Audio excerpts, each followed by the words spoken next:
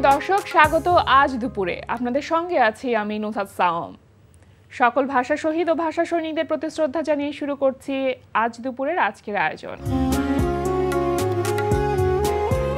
আজ থাকছে সংস্কৃতি, বই বসন্তে, এনটিভি অনুষ্ঠান সূচি ও দুপুরের অতিথি। প্রথমেই থাকছে সংস্কৃতি। লালমাটিয়ার কলাকেন্দ্রে অনুষ্ঠিত হচ্ছে কবির আহমেদ মাসুম চিশতির একক শিল্পকর্ম প্রদর্শনী মেঘনাদ বধ। প্রতিদিন বিকেল 4টা থেকে রাত 8টা এই সময় প্রদর্শনী চলবে 4 মার্চ পর্যন্ত। ভূমি আর্ট গ্যালারি ও শিল্পাঙ্গনের যৌথ আয়োজনে ভূমি আর্ট গ্যালারিতে অনুষ্ঠিত হচ্ছে 12 জন শিল্পীর দলীয় চিত্রকলা প্রদর্শনী 12 স্টোরিজ।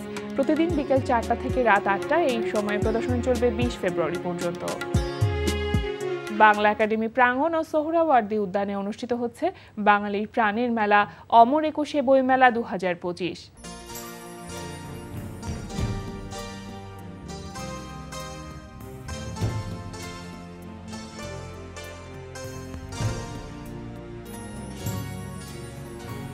ছুটির দিন ব্যতীত বইমেলা প্রতিদিন বিকেল 3টা থেকে রাত 9টা এবং ছুটির দিন বেলা 11টা থেকে রাত 9টা পর্যন্ত খোলা থাকছে।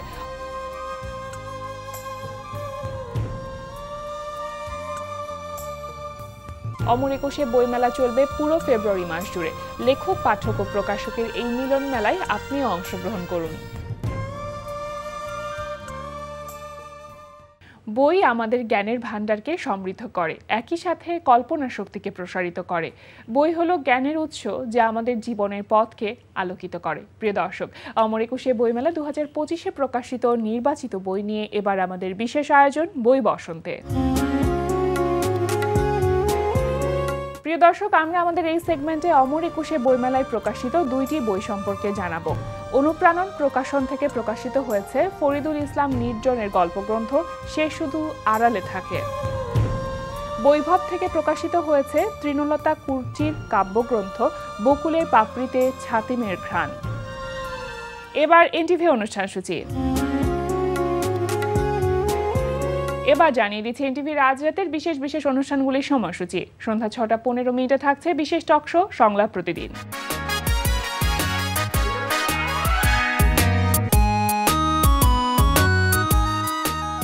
রাত 8টা 20 মিনিটে থাকছে ধারাবাহিক নাটক ঘরের শত্রু বিভীষণ।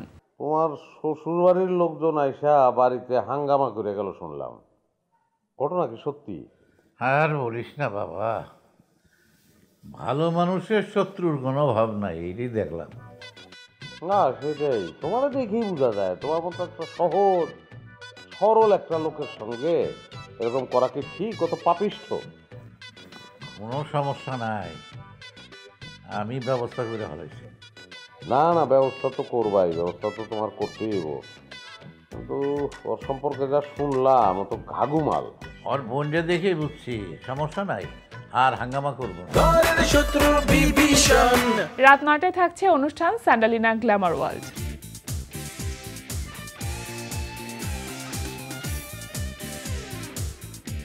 রাত 9টা 30 মিনিটে থাকছে ধারাবাহিক নাটক জোনাকির আলো। জানো, আমি তো অবাক যে ভাইয়াকে এত বেশি কেয়ার করছিল রিতান্টি, মনে হচ্ছে যে ভাইয়ার নতুন শাশুড়ি। হ্যাঁ, একেবারে জামাই আদর না?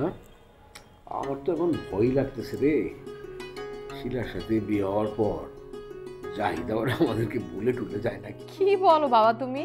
মানে তুমি নেগেটিভ চিন্তা ভাবনা কেন করো? আর ভাইয়া কেন এরকম হয়ে যাবে? একটু মজা করলাম তোর সাথে। বাবা, তুমি যদি আন্টিকে একবার দেখতা, মনে হচ্ছিল সে তার নতুন জামাইকে গিফট করতেছে। তা তো হবেই, তা তো হবেই। নতুন জামাই তো, শিলার সাথে বিয়ে হলে বিষয়টা খুব সুন্দর হবে। আমারও তাই মনে হয়, খুব সুন্দর।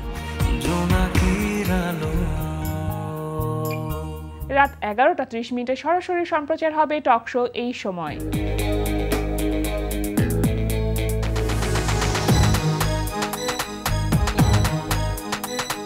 এই ছিল এনটিভি আজ রাতের বিশেষ বিশেষ অনুষ্ঠানগুলির সময়সূচি। এবার দুপুরের অতিথি।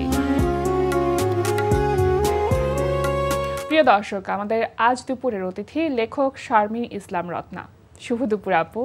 শুভ দুপুর আপনাকেও। কেমন আছেন? খুব ভালো আছি, সব সময় ভালো থাকার চেষ্টা করি। সেটাই, এই ভালো থাকার চেষ্টাটাই আসলে ভালো থাকবার সব থেকে বড় রহস্য। এবং বইমেলা যেহেতু চলছে, সুতরাং লেখক, পাঠক এবং প্রকাশক একটা মিলন মেলা যখন হয়, তখন ভালো না থেকে তো উপায় থাকে না। বইমেলায় যাওয়া হয়েছে নিশ্চয়ই, সব মিলিয়ে কেমন যাচ্ছে এবারের বইমেলা? বইমেলায় অবশ্যই যাওয়া হয়েছে, খুব ভালো লেগেছে আমার। কিন্তু আমি বলবো যে বইমেলায় গিয়ে আমার কেমন একটা ভালো লাগা মন্দ লাগা মানে উভয় অনুভূতি কাজ করেছে। আচ্ছা, তার কারণ হচ্ছে একটা গুমট ভাব ছিল, যেটা আমি আসলে কেন তা বলতে পারবো না। বইমেলা যেহেতু প্রাণের মেলা, আনন্দের মেলা, লেখক, পাঠক, প্রকাশক মিলন মেলা, সেক্ষেত্রে আমার খুব ভালো লেগেছে। আচ্ছা, এবারের বইমেলায় আপনার লেখা কটি বই এসেছে? আপাতত দুটি বই এসেছে। একটি হলো ভূতের উপহার, শিশু গ্রন্থকুটির থেকে এসেছে। আর একটি হলো রং তুলিতে ছুটির দিন। চমৎকার নাম। হ্যাঁ হ্যাঁ, এটা এসেছে শিশুবেলা থেকে। আচ্ছা, আরো একটি বই আসবার কথা আছে। জি, the flying roses and fairy friend. আচ্ছা, তার মানে আপনার তো শিশু সাহিত্য নিয়ে বেশি কাজ করা হয়ে থাকে। জি, শিশু সাহিত্য নিয়ে আমি কাজ করি, আমি শিশুদের ভালোবাসি।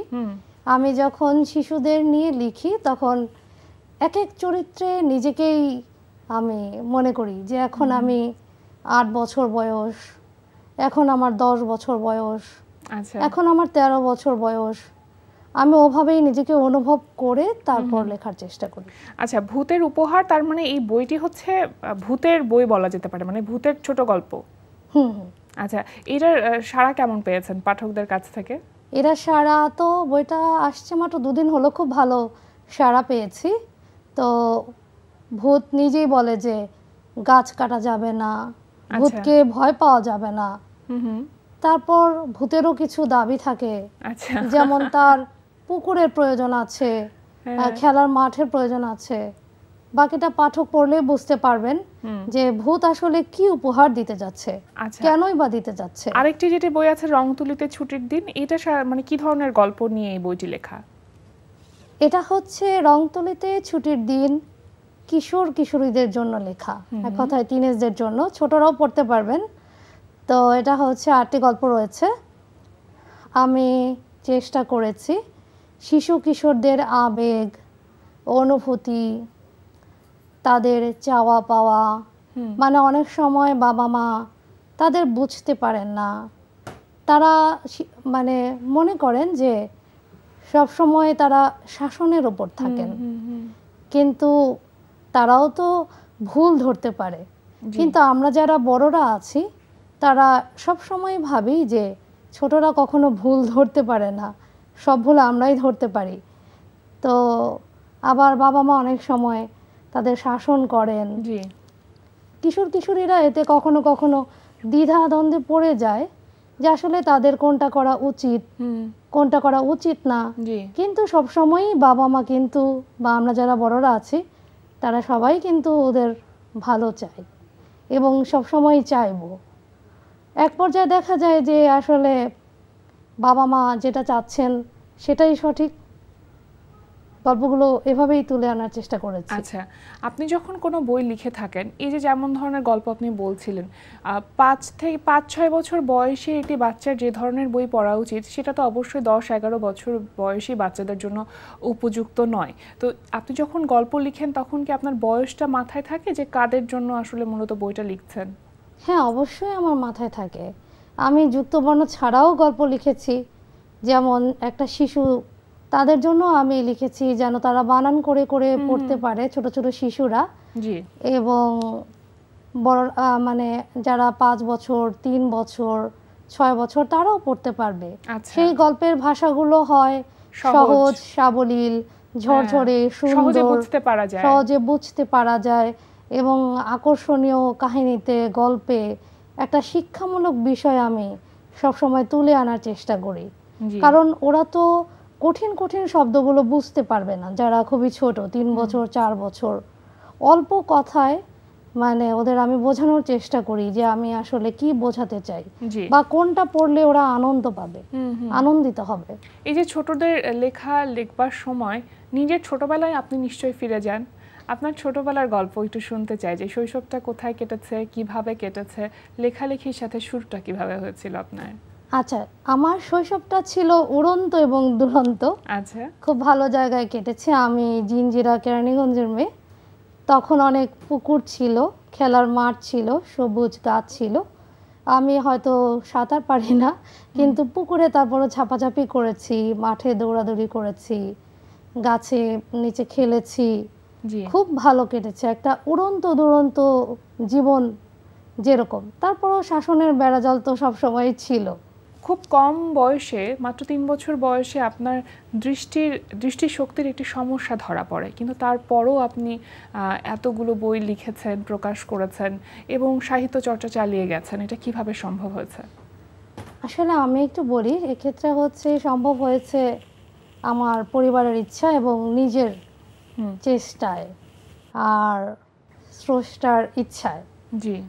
তো আমার অসুখটির নাম হচ্ছে রেটিনাটাইজ পিগমেন্টাসা, যা বর্তমান বিশ্বে কোনো ট্রিটমেন্ট নেই। তারপরও আমি আশাবাদী, ট্রিটমেন্ট হোক বা না হোক, আমি তো মনের আলোয় পথ চলছি। জি। এবং মনের আলোয় আমি পথ চলতে থাকবো, যতদিন বেঁচে থাকবো। আমি লিখছি, লিখতেই থাকবো। আমার লেখা কখনোই শেষ হবে না যতদিন আমার প্রাণ আছে।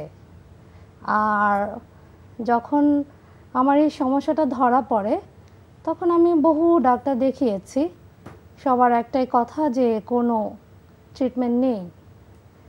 তারপরও চেষ্টা চলছে। আমি এখন দিনের আলো আর রাতের অন্ধকারটুকু শুধু অনুভব করতে পারি। আপনার প্রথম বই প্রকাশিত হয়েছে কত সালে? আমার প্রথম বই প্রকাশিত হয়েছে 2011 সালে 7 ভাই চম্পা প্রকাশনী থেকে। সেটা ছিল ছড়ার বই, স্বপ্নের ডানা। আচ্ছা। এবং তার পরবর্তীতে এখন পর্যন্ত প্রায় 12 থেকে 13টি মতো বই লেখা হয়েছে আপনার? জি। আর পত্রিকায় নিয়মিত লিখছি, 2003 সাল থেকে নিয়মিত লিখে আসছি। আমার প্রথম গল্প প্রকাশিত হয় দৈনিক ইত্তেফাকের কচিকাঁচার আসরে 2003 সালে। এরপর থেকে পর্যায়ক্রমে আমি লিখেই যাচ্ছি। পত্রিকায় ছোটদের সবগুলো পাতায় আমি লিখছি, যেমন কচিকাঁচার আসর, দৈনিক ইত্তেফাকের, সমকালের ঘাস ফড়িং, জি, তারপর হচ্ছে বাংলাদেশ প্রতিদিনের ডাঙ্গুলি, বাংলাদেশ শিশু একাডেমি থেকে প্রকাশিত মাসিক সংকলন শিশু, তারপর চলচ্চিত্র ও প্রকাশনা অধিদপ্তর থেকে প্রকাশিত মাসিক নবারণ, সবগুলোতে লেখার চেষ্টা করছি। আচ্ছা। আবার আপনার গানও লেখা হয়ে থাকে? জি, সেটা হচ্ছে শখের বশে লেখা হয়ে থাকে, লিখছি। আচ্ছা। এই যে নিজের দৃষ্টিশক্তিকে জয় করে সামনে এগিয়ে যাওয়া, নিঃসন্দেহে প্রতিবন্ধকতার জায়গাটা মনে হয় একটু বেশি অন্যান্য মানুষগুলোর চাইতে। তো লেখাটা আসলে কিভাবে হয়, কিভাবে লিখেন আপনি? আচ্ছা, আমি এবার তাহলে একটু পেছনের দিকে ফিরে তাকাই। জি। আমি একটা সময় খুব ভালো দেখতাম। তো যখন বলা হলো যে যত বয়স বাড়বে ধীরে ধীরে আমার চোখের আলো কমতে থাকবে, এবং সেটাই সত্যি হয়েছে। তো যখন আমি ভালো দেখতাম তখন নিজেই লিখতাম, নিজেই পড়তাম। আর যখন আলো ক্ষীণ হয়ে আসলো তখন হচ্ছে আমি শ্রুতি লেখকের মাধ্যমে, আমি বলতাম, আরেকজন লিখে দিতেন, আবার আরেকজন পড়তেন, আমি শুনতাম। কিন্তু যখন আধুনিক প্রযুক্তি এলো তখন আমি গুগল ভয়েস টাইপিংয়ের সাহায্যে লেখালেখি শুরু করি, এবং মোবাইল রিড করে হচ্ছে ভয়েস অ্যাসিস্ট্যান্টের সাহায্যে, যা সব কিছু আমাকে রিড করে এবং পড়ে শোনায়। আমি আসলে বলবো যে এটা খুব কষ্টদায়ক। তারপর আমি যেহেতু সাহিত্যের সঙ্গে আছি, সাহিত্যকে ভালোবাসি, বই পড়তে ভালোবাসি, কাজেই কোনো প্রতিবন্ধকতাই আমার জন্য প্রতিবন্ধকতা নয়। কেননা বিশ্ববিখ্যাত কবি হোমার যদি পারেন, নোবেল বিজয়ী হেলেন কেলার যদি পারেন, ওনারাও রাইটার ছিলেন, তাহলে আমি কেন পারবো না আমার এই প্রতিকূলতাকে জয় করতে? আমি চাই যে আমাকে দেখে অনেকেই উৎসাহিত হোক, হতাশ না হোক, এগিয়ে যাক সেটাই। সামনের দিকে।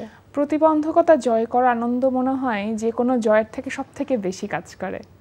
অনেক বেশি। জি আমি যে এইখানে এসেছি হ্যাঁ, আমার অসম্ভব ভালো লাগছে। আমাদেরও ভালো লাগছে। আপনি অন্যান্য আরো অনেক সাহিত্য ছিল, কিন্তু তার মধ্যে থেকে শিশু সাহিত্যকে বেছে নিলেন কেন? আসলে আমি ওই যে বললাম আমার ভেতরেই শিশু লুকিয়ে আছে। হুম আমি যখন ওই যে বললাম যে ছোট হয়ে যাই, কখনো বয়স 3 হয়ে যায়, 13 হয়ে যায়, 12 হয়ে যায়, 8 হয়ে যায়, এটাকে আমি ভালোবাসি। সেজন্যই আমার শিশু সাহিত্যে আসা। তবে বড়দের গল্প, বড়দের কবিতা লিখছি না যে এমন নয়, লেখা হচ্ছে কিন্তু সংখ্যায় কম। হুম। আমরা যখন সামনের দিকে এগিয়ে যেতে থাকি তখন অনেক সমালোচক আছে যে যারা আমাদেরকে বিভিন্নভাবে হয়তো ছোট করার চেষ্টা করে থাকেন। কখনো এই ধরনের প্রতিবন্ধকতার সম্মুখীন হতে হয়েছে আপনাকে? আসলে আমি যদি সত্যি বলি আমার সমালোচনা শিকার আমার খুব কমই হতে হয়েছে। কেননা আমি সবসময় চেষ্টা করেছি যে